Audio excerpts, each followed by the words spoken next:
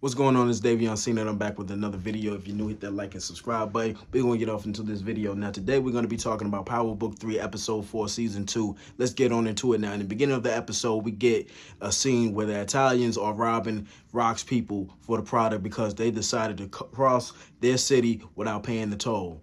Now, that's going to cause a lot of problems, but we are going to get into that later on. Now, we get to the scene with Kanan and Uncle Vernon. Now, him and Uncle Vernon, they're conversing, and basically Uncle Vernon, at first, I thought that Uncle Vernon was about to be telling him, like, don't come up here, don't be like your dad, you don't want to be like me, don't listen to none of that, don't be in the right path. Nah, he said, fuck all that. Nah, you need to be exactly like your daddy. When DEFCON was your age, he was doing X, Y, and Z, and I was just sitting there, mind blown. Like, how do you tell a 15-year-old kid that he needs to be a drug dealer like his father? And then you wonder why the kid ends up in underneath a goddamn white sheet. Like, come on, bro. You can see the amount of people that has ruined Kanan. And if you have any sense or a conscience at least, some of this stuff, I mean, the more you watch it, it's going to piss you off. I mean, it's starting to just get annoying to me. It's starting to piss me off because, like, how you going to tell this kid that? But anyway, that scene is over. We go off to Marvin. Now, Marvin is having a conversation with his goons, his people, his workers, or whatever the fuck you want to call them. They having a conversation with his workers, and they're telling him about how they got robbed. And now Marvin is pissed off. Like, he is pissed off. But after that, Kanan gets in the car, and him and Marvin begin to converse. Now, Marvin is pissed off even more because he felt like he wasted his time bringing Kanan up here to see Uncle Vernon because Uncle Vernon ain't got nothing to tell you. He ain't got nothing. He gives a backstory on Uncle Vernon, how he tried to rob, he robbed old ladies and grandmothers for their social security checks. Like, what kind of sick shit is that? And so he basically breaks down the importance of family. It doesn't matter who your family are. Your family is your family. They're not perfect. They ain't none of this. We are who you are. And that's all a nigga can ask for. That's all a man can ask for is family. Don't matter who they are. They're going to have your back regardless. Now we go off into the next scene. We get your boy Lulu coming into the studio, and he's pissed off because he don't want to hear nothing about no family business, nothing about no rob. Don't call me. Call Lulu or call Marvin or call Rock. Now, we come to find out that his studio equipment is all gone. His boards, his mixing board is just vanished all of a sudden. And then, of course, we get your boy, bitch-ass Crown, coming out the cut talking. As usual. What jokes? What's selling jokes? Oh, we can do. I mean, he's just like, I just get tired of dude, man. So that's why I was glad that Lulu snatched him up because he deserved it. Now, I have a feeling that him and Lulu are definitely going to come to blows more than once. This is not the first and last time. This is not going to be the last time. I seen in the episode trailer they're going to confront each other again. And it seems like your boy Crown is going to be pulling out the strap. But we already know that he's not going to use it. All he's going to do is get Lulu mad. And then Lulu's going to show him who he truly is. And I'm ready to see that. Now, we get off the jukebox.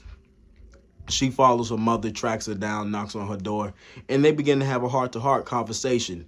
Now, in this scene right here, it could be a little sentimental being that the mother left Jukebox alone before she was even 1 year old. But it was understandable, but it's still wrong.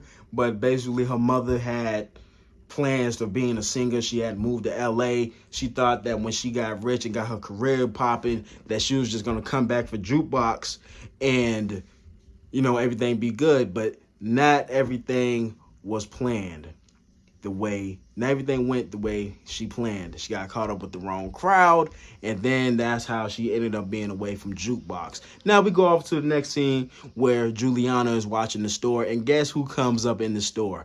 Your boy Unique. Now, Unique is like he's doing this as some kind of scare tactic to, like, let people know, like, yeah, I'm still here. You see how easy it is for me to come up in here? Guess how easy it is for me to come up in here with a loaded gun. Because he already did that. So it's like he's playing the whole psychological thing with her, and it's crazy. It's just really crazy. Now, we get your boy Lulu, Rock, and Marvin and Kanan, they're all having a conversation. But of course, Kanan gets kicked out. They're having a conversation about business as usual. And Kanan sees some bread in the attic, and not in the attic, in the closet. Now, he gets some sticky fingers, but of course, he's going to get caught up. But now they start talking about a stench that's been smelling up the whole place. And if you watch season 1, it's from that dude Marvin killed and put in the walls. Yeah, his body is finally starting to decay after about like how many months? Like 2-3 months now. And yo, that's gonna make things hot. I mean, I guarantee you that if they don't get rid of that body, yeah, just expect the projects to get ran down and get swept. All right, y'all don't believe me? Okay. Keep on not believing me. Keep on not believing me. So we fast forward with Rock and Lulu. They having a conversation, and Lulu asked for a loan. And this, I mean, you know, here's the thing about Rock.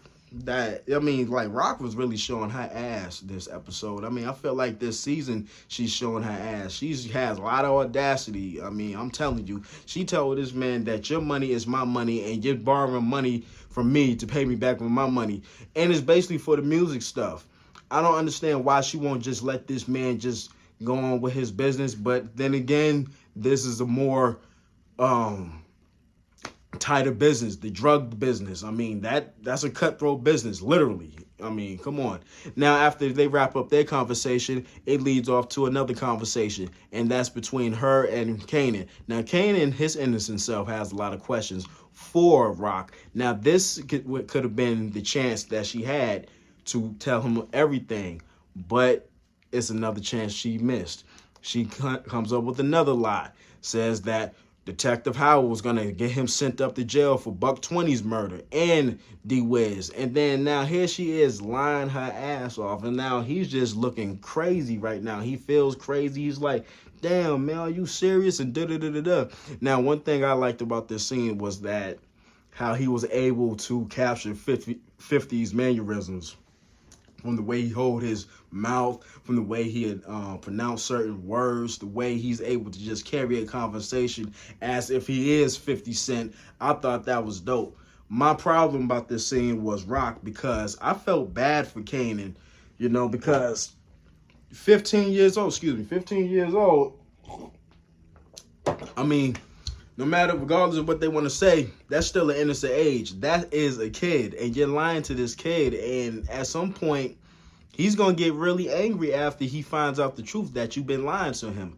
Now, I know I said I was going to do a video about Rock and Ghost comparison, about how they're basically the same people in certain ways. I'm going to get to that this week, but this is the scene that I'm going to use right here. Now, Jukebox comes to the old house where she used to live with Marvin to get her old stuff. Now, at first, when she steps into her room, she sees that her whole room is decked out. It looks nice. It's beautiful. But as soon as she hears the footsteps, she starts running. Not running, but rushing to get her stuff. Like, she don't want to get caught slipping, because if she's in that state that you're like, oh, wow, then that means she's going to get bribed into talking, and she don't really want to talk to Marvin. And I get it. Now, a lot of people can say that, whoa, she's doing too much as a kid. That's still your father. Listen, Marvin was the one that hurt Jukebox first, so he has to give it time. Now, I have a feeling within this season that Marvin, we're going to see a more sentimental Marvin at some point in this season. Now, I can give it up to Marvin, and shout out to London Brown for playing Marvin, because his character development, I'm really starting to like. He's starting to become one of my favorite characters if he wasn't already. I'm definitely liking how we're seeing a different side to Marvin. And then even when he is serious, it's a serious. Like, you really see how serious Marvin is. And you know how it be. So we go off into the next scene with the Italians and the siblings. They have a meeting. And basically to cut... to make things short, the meeting was over. So we go to the next scene where Rock and Sal are having a conversation. The two crews are having a conversation about passing through the city limits with product. And he mentions that nothing comes through his city without his stamp of approval. And Rock ain't feeling it at all. Now, I did see some tension brewing.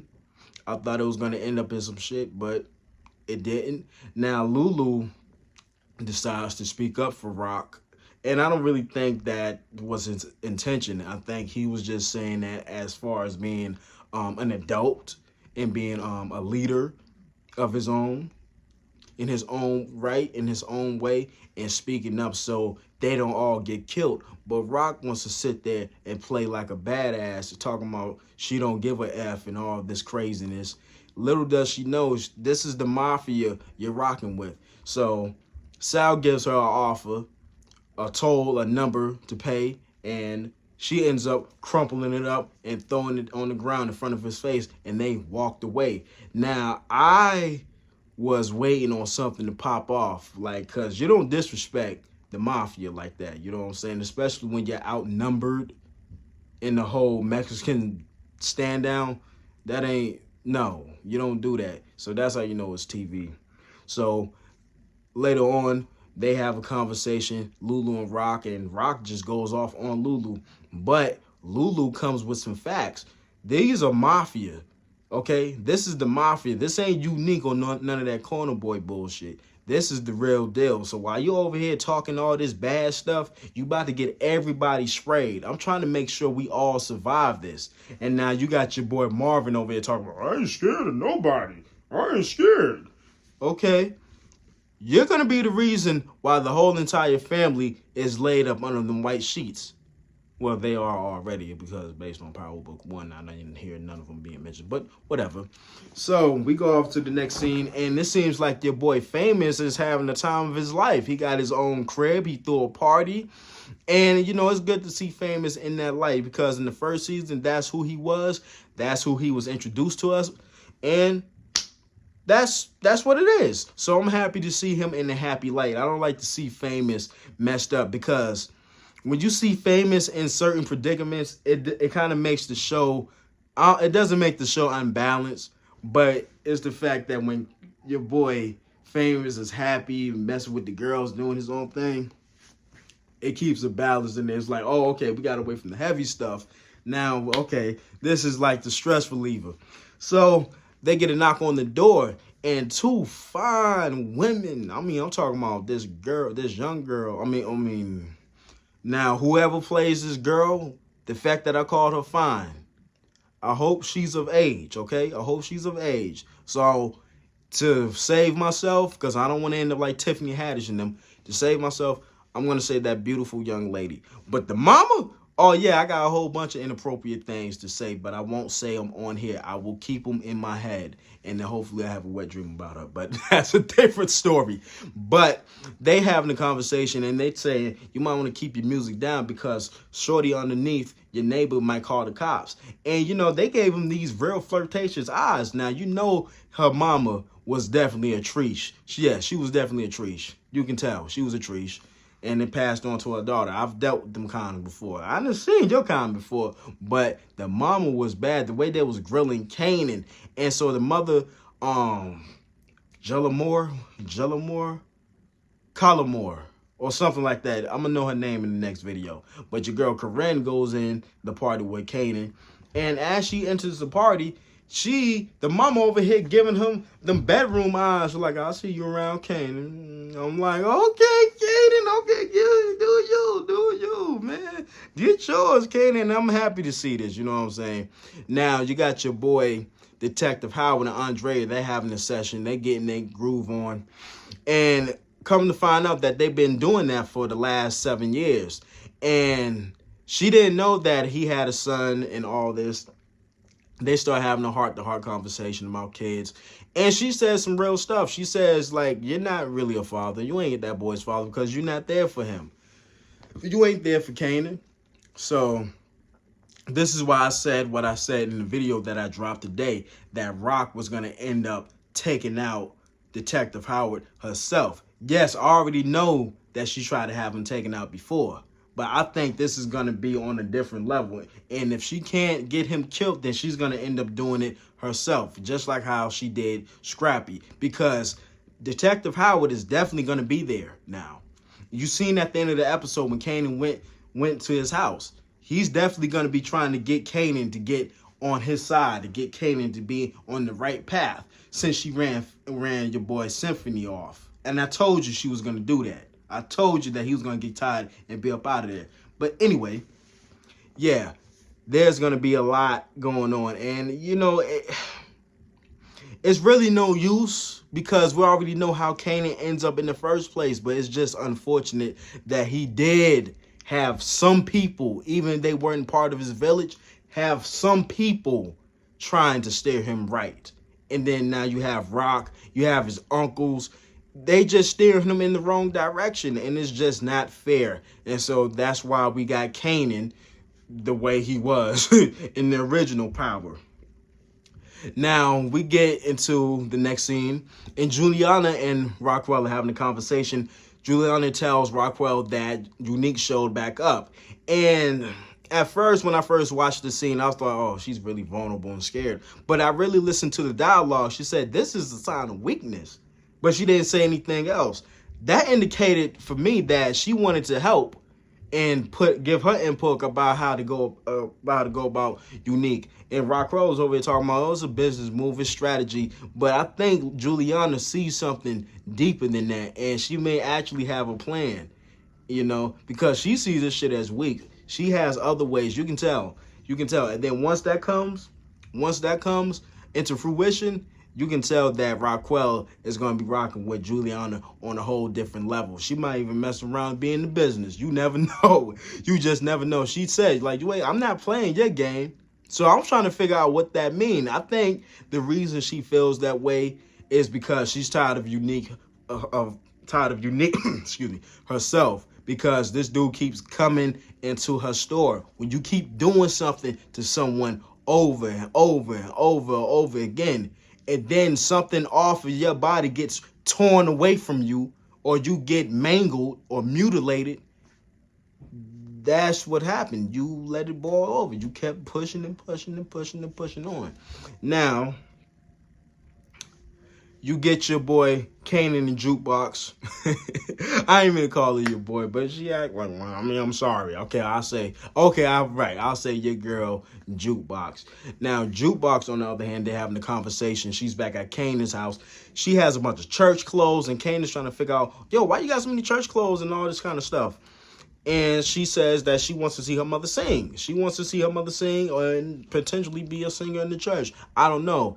But they have a heart-to-heart conversation, and that's what I like, too. Even though I know that Kanan ends up killing Jukebox in the Power Book 1, Season 5, whatever.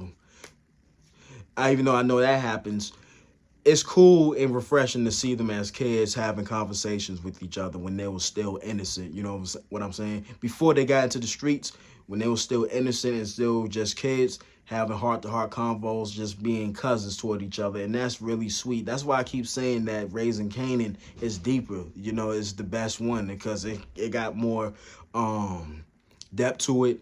It's a lot more foundation with it, because it is the foundation for how all of this stuff began. And I know a lot of people are going to say, oh, where's Ghost and Tommy? I don't give a about Ghost or Tommy. They already have their books. Okay, I don't care. Okay, we're going to see them when we see them. I care about Kanan's story. Yes, I know they're supposed to show up, cool, but chill out, just chill. Now you got your girl Rock and Symphony. They're looking at this nice house, and she's asking, what should I do with this floor? Should I move it? Put a carpet over it? Should I just take these floors up and put something else? Now, Symphony is not a street guy. He's not a drug czar, none of that. But by now, he knows what all of this means. She's going to take the floors, rip them up, and put some drugs underneath it. It's not for a happy home. Not for a good environment for Kanan so he can grow up in a good environment and she raised him right. None of that. Nope. It's drug related. Instead of none of that positive stuff. Drugs, guns, violence, anarchy. Yeah, that's what's gonna go on in this house. This is gonna be a trap house. And Symphony ain't really feeling it. And then he just said, just put the rug over the floor. How about that, okay? Don't rip the floor up. Don't rip the floor up, Rock. Just put a fucking rug over it, okay? And you can tell he's fed up with Rock because He tried to tell her about Kanan. She wouldn't listen. And it's just like, it's no use. It's nothing that can change Rock at all. It's just she is who she is, and he's starting to accept her for who she is. But he can't be around that for so much longer because he got to get up out of there. He ain't trying to end up like them. He want to live a happy life. Let this man live his life, okay? Let this man live his life. Now we go off to the next scene with Unique. Unique is on the phone with somebody, and I think it's one of the Italians. Why? Because, yes, we're going to use the short bus. Don't mess up, don't fuck with my mans, man. Don't do none of that. He went through the Italians. Who else? I mean, who else he going to be talking about don't mess with my mans? Short bus. Marvel's talking about the short bus. What else they going to be doing with the short bus? They're going to be trying to cross New Jersey. Go across New Jersey with product. Now, Unique already knows they finna get robbed. I told you Warrell was going to be playing both sides if he doesn't end up getting killed by Unique. I told y'all that a few weeks ago. So here we are. Now, fast forward, we get to the robbery scene. At first, I'm thinking like, damn, he got robbed once again. I watched it again, and then I seen Warrell's face. I seen his facial expression. I'm like, nah, because he a little too calm for how he had that shot he pointed at him. But he knows what's up. I told you Unique is coming back. He's coming back from Rock. And the fact that Rock should have got in business with the Italians. Because, see, now it could be all neutral. Because the Italians, they all about business. Until you cross them. Until you're not on their side. They all about business. They're not going to be trying to go to war with Unique and Rock. They're going to settle that out. Unique going to do him, and Rock going to do her.